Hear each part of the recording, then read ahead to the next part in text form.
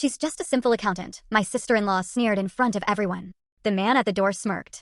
This is a story about how my sister-in-law, Regina, spent years relentlessly mocking my career, only for her entire empire to collapse in one spectacular, utterly deserved evening, all because of the very simple accountant she's so proudly disdained. It was a night that began with her trying to humiliate me and ended with her world crumbling around her, in front of everyone. I'm Allison, 34, and for years, my career as a senior IRS accountant felt like it was constantly at war with my family life. That's all thanks to my brother-in-law, Timothy, and his wife, Regina. Regina turned every single family gathering into a ruthless competition. Her incredibly successful real estate development company was her favorite weapon, giving her endless ammunition against my boring government job. Tonight was Regina's annual family dinner at their sprawling mansion. I'd hoped it would be different, maybe even pleasant. What I didn't know was that I'd recently been assigned to audit a major company for suspected tax fraud, and that company belonged to Regina.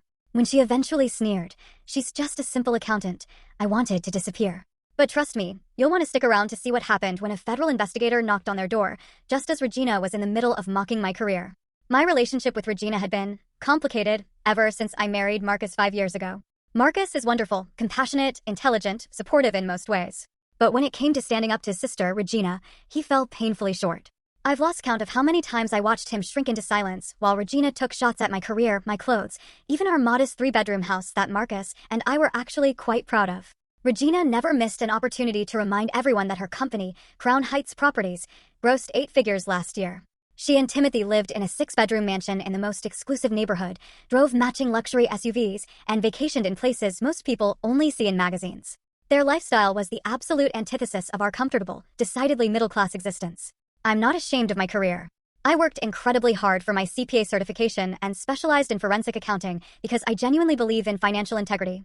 3 months ago, I was promoted to senior investigative accountant at the IRS, a position that came with more responsibility and a modest pay increase that Marcus and I celebrated with a nice dinner and a bottle of wine we'd been saving. What made Regina's condescension especially irritating was how little she actually knew about what I did. In my role, I investigate complex financial crimes and help bring tax evaders to justice. It's challenging, important work that requires significant expertise. But I'd always kept the details of my cases private, maintaining a strict separation between my professional and personal life. Then, 2 weeks ago, my boss, Gerald, called me into his office with unusual urgency. "Allison, I'm assigning you as lead on the Crown Heights investigation," he said, sliding a thick folder across his desk. "The preliminary work suggests serious discrepancies. If what we're seeing is accurate, we could be looking at deliberate tax evasion in the millions."